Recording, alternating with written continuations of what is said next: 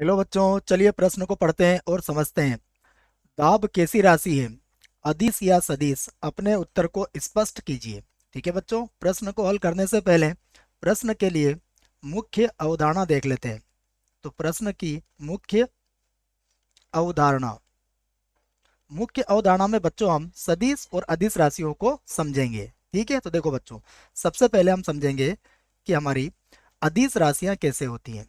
तो अदिश राशि, तो देखो बच्चों, अदिश राशि जो होती है उसमें केवल केवल परिमाण होता है बच्चों, केवल परिमाण। ठीक है, ये बात आपको याद रखना पड़ेगी। उसके बाद दूसरा देखो बच्चों, हमारे पास है सदिश राशि। तो सदिश राशि, सदिश राशि में बच्चों परिमाण परिमाण तथा दिशा दोनों होते हैं, दोनों होते हैं। ठीक है, तो ये हमें सदिश और अदिश की जानकारी होना चाहिए, होते हैं। अब देखिए प्रश्न को पढ़ते हैं बच्चों। प्रश्न में हमसे क्या पूछा गया है? प्रश्न में हमसे पूछा गया है दाब। तो दाब को समझने के पहले दाब की परिभाषा हमें याद होना चाहिए बच्चों। देखो दाब, दाब की परिभाषा क्या होती है बच्चों? दाब की परिभाषा होती है पृष्ठ के किसी पृष्ठ के एकांक एकांक क्षेत्रफल पर एकांक क्षेत्रफल पर आरोपित आरोपित लंबवत बल। ठीक है बच्चों, लंबवत बल। तो बच्चों यह दाब की परिभाषा है कि किसी पृष्ठ के एकांक क्षेत्रफल पर आरोपित लंबवत बल को क्या कहते हैं बच्चों? दाब कहते हैं, दाब कहते हैं। ठीक है बच्चों, अगर हमें परिभाषा याद है तो यह अच्छे से समझ में आ जाएगा।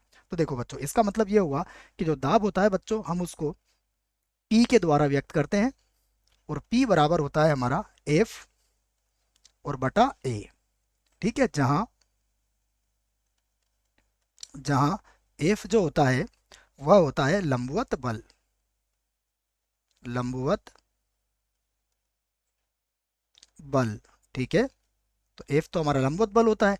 और बच्चों जो ए होता है वह होता है हमारा एकांक क्षेत्रफल, एकांक क्षेत्रफल। अब देखिए बच्चों, इसकी परिभाषा से और इसके सूत्र से हमें एक बात समझ में आती है कि यहाँ पर दिशा का बच्चों कोई महत्व नहीं है। क्योंकि देखो, जब भी हम बच्चों दाब की बात करेंगे तो वह क्या होगा? एकांक क्षेत्रफल पर आरोपित बल जो होगा बच्चों, वो सदैव क्या होगा? लंबवत होगा। तो हमारे पास अगर कोई भी पृष्ठ है, उस पृष्ठ के लंबवत ही यह आरोपित होगा। तो बच्चों ठीक है, तो यहाँ पर हमें दिशा से इसका कोई मतलब नहीं है। इसलिए हम कहेंगे कि दाब जो है वह अतः अतः इसको लिख लेते हैं बच्चों हम कि अतः दाब क्या होगी बच्चों? अदिश राशि होगी। दाब क्या है? अदिश राशि है। ठीक है, दाब अदिश राशि है। क्यों है बच्चों? क्योंकि आरोपित बल सदैव लंबवत होगा, तो इसलिए हमें दिशा यहाँ पर महत्वपूर्ण नहीं होगी। ठीक है, आशा करता हूँ आपको इस प्रश्न का उत्तर समझ में आया होगा। धन्यवाद।